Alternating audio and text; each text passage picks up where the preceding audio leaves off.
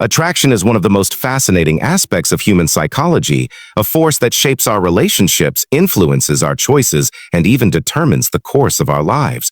When we think about why we like certain people, it may seem like a mystery, sometimes even irrational.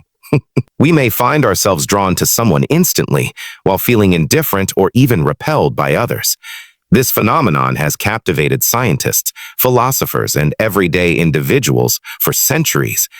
To understand it, we must dive deep into biology, psychology, culture, and even personal experience, because attraction is not caused by a single factor, but rather a complex interplay of many. At its most basic level, attraction is tied to survival and reproduction. Our ancestors who were drawn to healthier, more capable partners had a better chance of passing on their genes. This evolutionary perspective explains why physical cues often play a large role in initial attraction. For example, symmetry in facial features is often subconsciously associated with health and genetic stability. People may not realize it consciously, but when they find someone's face beautiful, they are often responding to the subtle balance and proportion of features. Similarly, traits like clear skin, shiny hair, or a fit body may all signal vitality. These preferences developed because they gave early humans an advantage in selecting mates who could contribute to strong offspring. But while biology plays a role, attraction cannot be reduced to reproduction alone, because people also form bonds beyond sexual or romantic interest, including deep friendships and long-term emotional connections. Another significant factor is familiarity. Humans are naturally inclined to trust and like what feels familiar. This is known as the mere exposure effect. The more we see or interact with a person, the more comfortable we feel around them, and the more likely we are to develop affection. For example, classmates or coworkers often become friends or even romantic partners not necessarily because they were destined for each other, but because repeated exposure fosters a sense of ease and connection. This explains why proximity is such a powerful predictor of attraction. Living in the same neighborhood, attending the same school, or working in the same office increases the chances of forming bonds simply because opportunities for interaction multiply. In psychology, this is sometimes described as the role of opportunity structures in relationships, where chance encounters build familiarity, which then nurtures liking. Similarity is another key element in why we like certain people. People often say opposites attract, but research consistently shows that similarities are more influential in long-term attraction. We feel more connected to those who share our values, beliefs, interests, or even simple preferences like music or hobbies.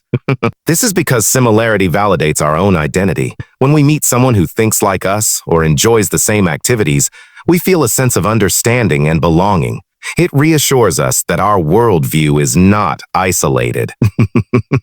In contrast, constant differences in values or lifestyle can create friction, making it harder to sustain a deep connection. That does not mean opposites never attract. Sometimes differences can create curiosity or balance, where one person complements what the other lacks.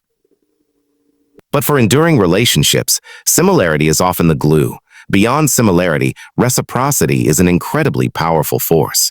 Humans are social creatures, and we have a deep psychological need to feel wanted and valued. When someone shows genuine interest in us, expresses admiration, or makes us feel important, we are naturally inclined to like them in return. This principle of reciprocity can even override initial indifference. For example, if someone we barely noticed starts showing consistent warmth and kindness toward us, we may begin to see them in a new light. On the flip side, unreciprocated feelings can dampen attraction because rejection creates psychological discomfort. People are more likely to pursue relationships where there is a sense of mutual appreciation. Another intriguing aspect of attraction is the role of mystery and challenge. Humans often crave novelty and stimulation. When someone is slightly unpredictable or maintains a sense of intrigue, they can seem more attractive. This does not mean playing games in a manipulative sense, but rather that curiosity itself sparks interest. If a person reveals everything about themselves too quickly, the excitement of discovery diminishes. On the other hand, gradual revelations, subtle hints of complexity, or even small challenges to win someone's approval can heighten attraction. This explains why people sometimes find themselves more drawn to those who are not immediately available or who maintain a degree of independence. The brain associates challenge with value, and overcoming small hurdles to win someone's affection can make the bond feel more rewarding.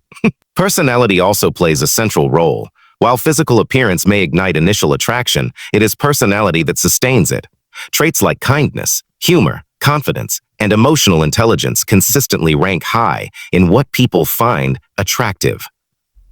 Humor, for example, signals intelligence and social skill, while kindness suggests that a person will be a supportive partner or friend. Confidence often communicates competence and security, qualities that make others feel safe. Emotional intelligence, the ability to understand and respond to emotions, builds trust and intimacy, fostering deeper connections. Interestingly, different personalities attract different people.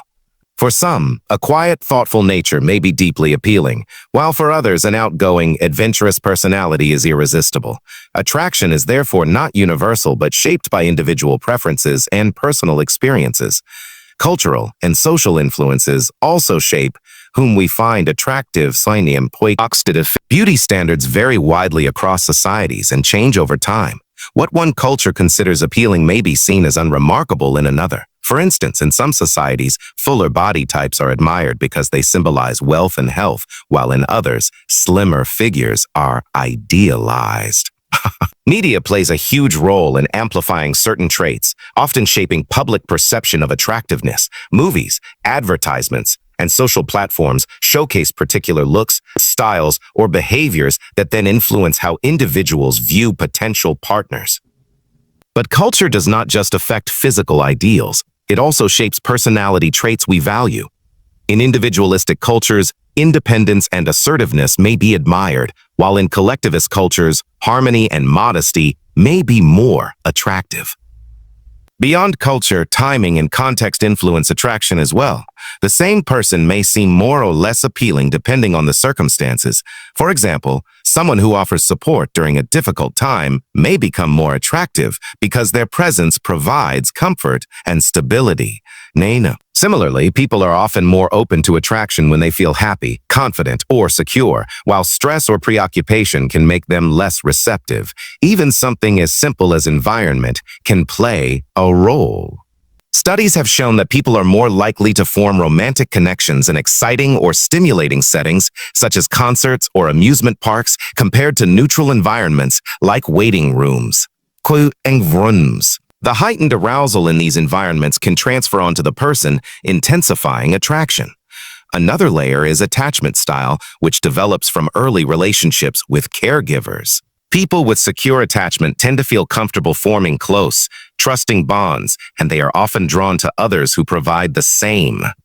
Those with anxious attachment may crave closeness and seek partners who reassure them, while those with avoidant attachment may struggle with intimacy, sometimes preferring partners who give them space.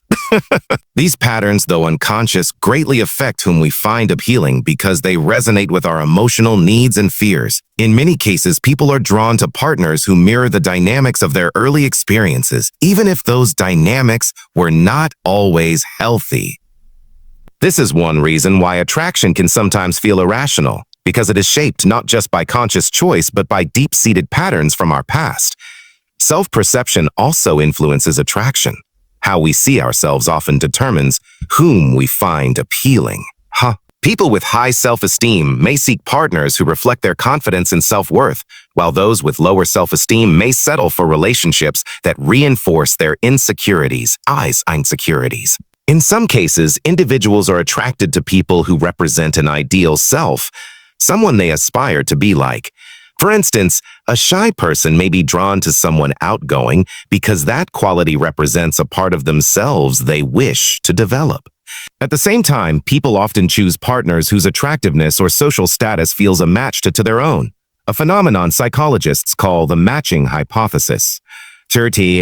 This does not mean couples are identical in every way, but rather that people are generally drawn to those they perceive as being within a similar range of desirability. As much as attraction is guided by psychology, it is also deeply emotional.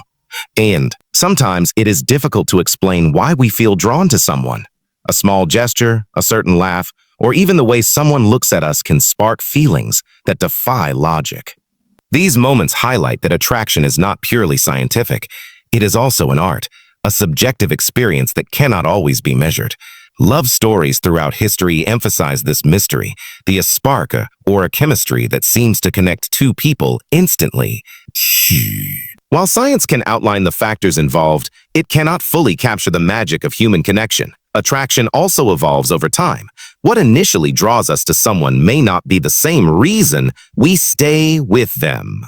Early attraction may be fueled by novelty, physical appeal, or excitement, but as relationships deepen, qualities like loyalty, trust, and emotional support become more central. In long-term bonds, attraction becomes less about fleeting passion and more about companionship, shared goals, and mutual growth. This evolution demonstrates that attraction is not static, but dynamic, shifting as both people grow and as the relationship matures.